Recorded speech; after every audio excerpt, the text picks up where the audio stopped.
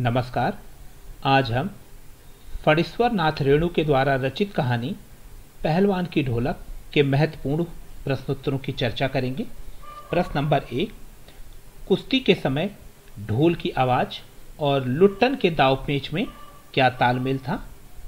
इसका उत्तर है, लुट्टन ढोल को अपना गुरु मानता था और उसकी आवाज़ के अनुसार ही अपने दांवपेच लगाता था।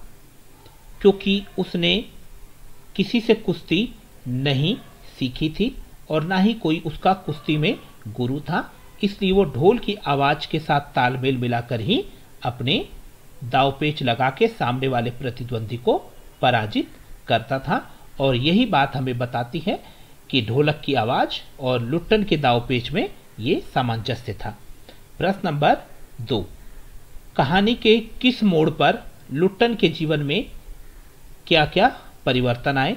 तो यहाँ पर हम पूरी कहानी में 3 पड़ाव देखते हैं, जिसमें हम पाते हैं कि लुट्टन के जीवन में ये 3 पड़ाव थे जो इस कहानी में हमको देखने को मिला। बचपन में लुट्टन के माता पिता मर गए और सास यानी मदर इन लॉ ने उसका पालन पोषण किया था। और सामनगर के दंगल में शेर के बच्चे अर्थात चांद सिंह नामक पहलवान को हराकर वो दरबारी पहलवान बन गया था। तो ये उसके जीवन का पहला पड़ाव था। दूसरे, राजा के यहाँ जब वो रहा और राजा के यहाँ रहते हुए उसके बच्चे और स्वयं लुट्टन पहलवान राजसी ठाट बात के साथ रहे और सारी सुख सुविधाओं को उन्होंने प्राप्त किया। ये सब उनके जीवन का दूसरा पड़ाव था उनके जीवन का। और तीसरा पड़ाव, राजा के मरने के पश्चात वह अपने बेटों के साथ गांव में आकर कुश्ती सिखाने लगा और भूखमरी और गरीबी के कारण बीमारी की चपेट में आकर बच्चों के साथ वह भी गांव में मारा गया। तो इस तरीके से ये उसके जीवन का तीसरा पड़ाव था।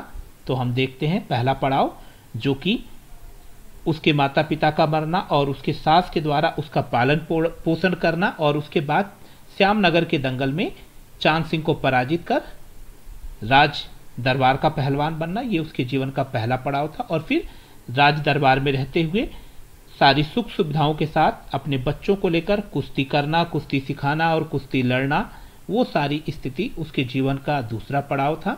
और तीसरे पड़ाव में जब राजा मर गया तो राजा का जो बेटा था उसने घुड़सवारी जो खेल था उसको अहमियत दी और पहलवान और उसके बच्चों को दरबार से निकाल दिया और वो फिर अपने गांव में वापस आ गए और लोगों को कुश्ती सिखाने लगे और ऐसे में गरीबी और भूखमरी के शिकार हो गए।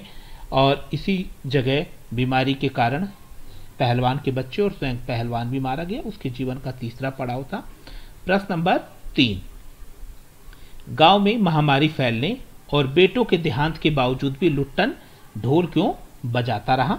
तो इसका उत्तर है, लुट्टन ढोल इसलिए बजाता रहा ताकि गांव वालों को बीमारी से लड़ने की हिम्मत मिले और उनकी तकलीफ कम हो सके।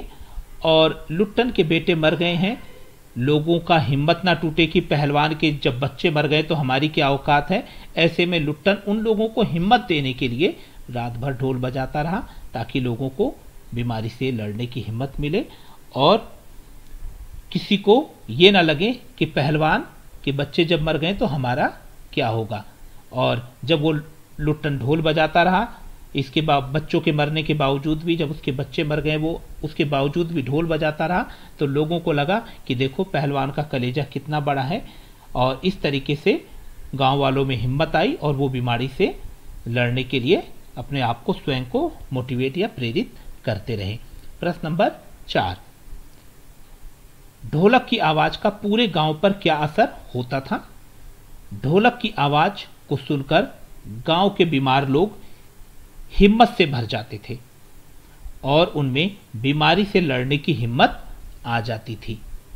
ढोल की आवाज में रोग को ठीक करने की दवा तो नहीं थी, पर लोग ढोल की आवाज से जोश से भर जाते थे और उनकी तकलीफ उस मोटिवेशन या प्रेरणा से कुछ कम हो जाती थी। प्रश्न नंबर 5, वेरी इंपॉर्टेंट, महामारी फैलने के बाद गांव में सूर्योदय और सूर्य अस्त के दृश्य में क्या अंतर होता था?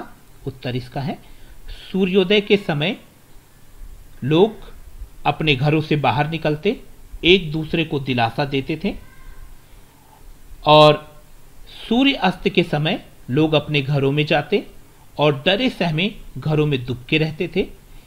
यहां तक कि मां अपने बच्चों को भी आवाज नहीं लगाती थी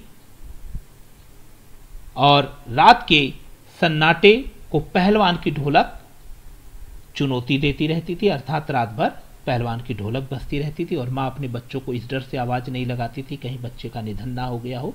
इस तरीके से सूर्योदय होने यानी जब सूरज निकलता था तो लोग घरों से बाहर निकल के एक दूसरे को दिलासा देते और सूर्यास्त के समय डरे सहमे से घरों में दुबके बैठे रहते और पहलवान की ढोलक उस पूरी रात की शांति को भंग करते हुए मानो रात को चुनौती दे रही हो, लोगों से बीमारी से लड़ने की हिम्मत दे रही हो। इस तरीके से ये जो महत्वपूर्ण प्रश्न थे पहलवान की ढोलक, जो कि फणीश्वर नाथ रेणु के द्वारा रचित पाठ है, इसके प्रश्नोत्तरों की हमने चर्चा की और उम्मीद है कि ये आपकी समझ में आया होगा। धन्यवाद।